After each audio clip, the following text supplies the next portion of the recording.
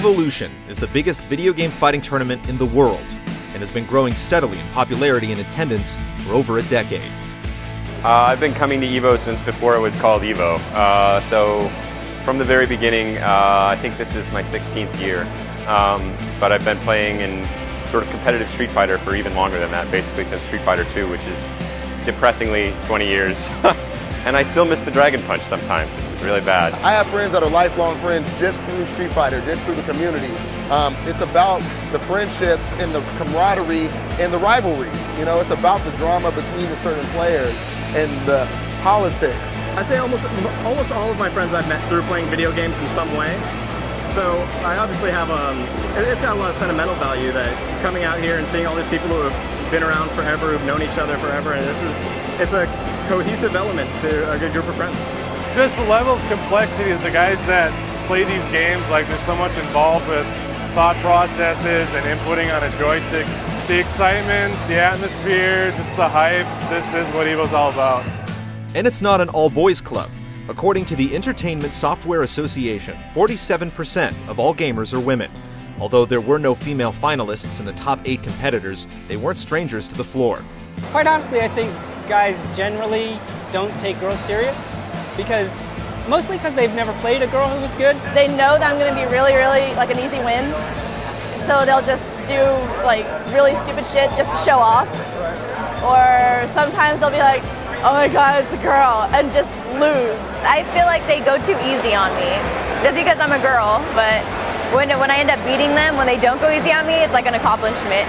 Don't try to be like, I'm a girl gamer, look at me, you know? Like, it's not about being a girl who plays games.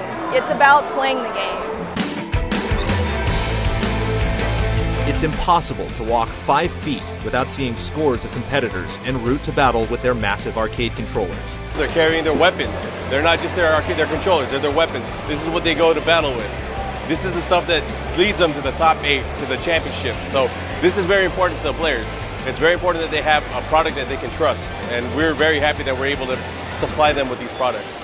EVO, of course, is a grassroots community, but you see that the companies are finally starting to support the scene directly, and the prize pots are actually infused not only with the entry fees that is necessary to participate in the games, but also from the publisher. There's a lot of incredible opportunities and just a lot of really incredible people. So if you find a product that's genuine and is a right fit for the audience, this is one of the most passionate groups that's the most committed to supporting you for supporting them. With over 5,000 registered competitors and up to 6,000 paying spectators, EVO is big business for a hobby that is on the cusp of being recognized as a legitimate sport. It's so much more that goes on than most competition, and it's interactive. And just the pure sport of rivalry, that's really what it is. You know, the whole video games, is it a sport, is it not a sport? I don't know, man. It's just awesome for what it is. It's a competitive game. You know, if you're not moving physically, certainly it requires a great deal of mental endurance, it requires a great deal of physical agility, it requires a great deal of mental acuity to look into the mind of your opponent, and just surviving through such a grueling experience as this can be, playing hundreds of matches over the course of several days, is really mentally taxing. So there's certainly a lot of strong analogies there. Whether or not it's a sport, I don't even care, because it's just awesome, and that's all I need to know. Kevin Die Minion Landon makes the comparison between enthusiast and professional athlete easy. Landon carries himself with all the assurance of a first-round draft pick and a plan for longevity with competitive gaming, his career of choice. A lot of people, they have this as a hobby, or this is something they want to do for fun, but when you get to a certain level, you can make something out of it, definitely. And for me, it's making it a career. そうですね。まあもう楽しいこととかもそういうやらなきゃいけないこととかもそれ全部ひっくるめてゲームにエネルギーが向けられてますね。そういう意味じゃ仕事以上かもしれない。I will still train a lot. It doesn't matter. Rewind my matches, see them, what happened, you know, analyze them. And just keep playing. This is Jaha, a regular online commentator. To be honest with you, the amount of money that you're going to make as a Street Fighter player is probably not that profitable. There's some people that find ways to make a living off of it, but for the most part, players that do get sponsored, You know, they get if it's a good sponsorship and it's a good company, you know, you represent their logo, you wear their t-shirts at the tournaments when you're on stream and everything like that, and they'll pay for your travel and board and stuff like that. But as far as like, you know, big sponsorships, we're not at that type of level where, you know, like I said in Korea, where you're making a 6-figure income and you can live off this. With this tournament, grand prize is 15,000, 17,000, 15,000 after taxes. So, you know, like who gets 15,000, right? Realistically, who lives and gets 15,000 in like a weekend?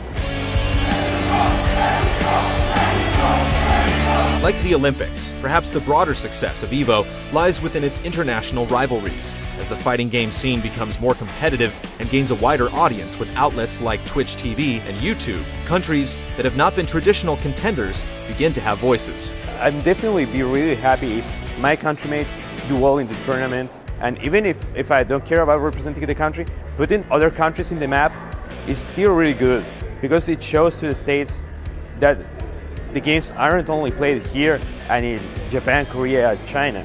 There are tons of other places that have equally skilled players. We're only missing ways to showcase them, those great players we have elsewhere in the world. When you're playing at EVO, you've got America all comes in, and then you've got everybody else comes in, and a lot of people want to see, you know, a lot of people here want to see America win, and a lot of people out watching there, they want to see their favorites or their country win. And ultimately, it all comes back to the fighters, the community, many of whom have embraced Street Fighter and fighting game culture as a lifestyle. I play for fun. A lot of these guys are very, very competitive, and that's good for them. And I'm glad that they do that, because it lets me know that I'm not, you know, it lets me know where my level is. And I'm very humble about that. I know that I'm not the best, but at least I'm here, you know, doing something about it. My love for fighting games are never going to go away. It was there from the beginning, and it has stayed constant and massive since day one. そうですね。あの本も結局自分自身がどうかっていうことは大した割合を占めてなくて、そのゲームやってることでどういう思いを。There are some people here who are only in it for the money, but there are quite a few here that literally want to be remembered. Like, look, I want you to know for a fact that I was here. Not to just collect money, but to show you I am the better person, the better player. You know that something unique is happening, something exciting is happening, and I liken it to, you know, if you see two grown men fighting in the street, you can't help but look. There's no other feeling like entering a tournament. Even though I don't play a lot, I still come. I don't even enter tournaments like I used to. I used to enter every tournament, every week. I wanted that hunger. I wanted to rank up. I wanted to get better, you know? But life kind of pulls you left and right as you get older, and you got to do more responsibilities and stuff. But my way of showing my commitment to the community is being at EVO 2012.